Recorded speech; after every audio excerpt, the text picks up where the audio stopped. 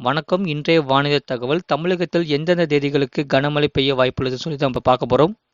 வானிலையை முழுமையாக கேளுங்க. மறக்காம நம்ம சேனலை சப்ஸ்கிரைப் பண்ணிக்கோங்க. மேற்கு திசையின் காற்றின் வேக மாறுபாடு காரணமாக மிதமான மழை தொடர வாய்ப்புள்ளது. மேற்கு தொடர்ச்சி மலை மாவட்டங்கள் மற்றும் அதனை ஒட்டிய மாவட்டங்கள், தமிழக கடலோர மாவட்டங்கள் மற்றும் புதுவை காரைக்கால் பகுதிகளில் ஓரிரு இடங்களில் இடி மின்னலுடன் கூடிய லேசான மழை முதல் மிதமான மழை பெய்ய வாய்ப்புள்ளது. வட தமிழக கடலோரம் மற்றும் டெல்டா மாவட்டத்தில் மாலை அல்லது இரவு நேரத்தில் சில இடங்களில் ஒரு மிதமான மழை பெய்ய வாய்ப்புள்ளது. அதேபோல வட தமிழக உள் மாவட்டங்கள் மற்றும் டெல்டா மாவட்டத்தில் ஒரு மிதமான மழை பெய்யக்கூடும். சேலம், கரூர், நாமக்கல், திருப்பூர் மற்றும் புதுக்கோட்டை மாவட்டத்தில் ஒரு மிதமான மழை பெய்ய வாய்ப்புள்ளது.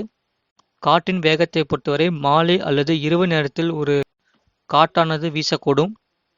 நீலகிரி மற்றும் கோயம்புத்தூர் மாவட்டத்தில் ஒரு லேசான மழையும், அதேபோல தேனி, தென்காசி மற்றும் கன்னியாகுமரி மாவட்டத்தில் லேசான மழை முதல் ஒரு மிதமான மழை பெய்ய வாய்ப்புள்ளது. கடந்த 2 மாதத்தில் பதிவான மழையளவு நீலகிரி மாவட்டம் 4 சென்டிமீட்டர் பதிவிற்கு, திருவள்ளூர் மாவட்டம் 3 சென்டிமீட்டர் பதிவிற்கு, சென்னை, கோவை மற்றும் சேலம் மாவட்டம் 1 சென்டிமீட்டர் பதிவிற்கு. மீனக்கான எச்சரிக்கை. மன்னார் வளைகுடா மற்றும் அதனை ஒட்டிய தென் தமிழக கடலோர பகுதிகள், இலங்கை கடற்கரையை ஒட்டிய தென்மேற்கு வங்கக்கடல் பகுதிகளில் பலத்த காற்று மணிக்கு 40 முதல் 50 கிலோமீட்டர் வேகத்திலும் வீசக்கூடும். இது போன்ற செய்திகளை உடனுக்குடன் அறிந்து கொள்ள மறக்காமல் நம்ம சேனலை சப்ஸ்கிரைப் செய்யுங்கள், மற்றவர்களுக்கு ஷேர் செய்யுங்கள்.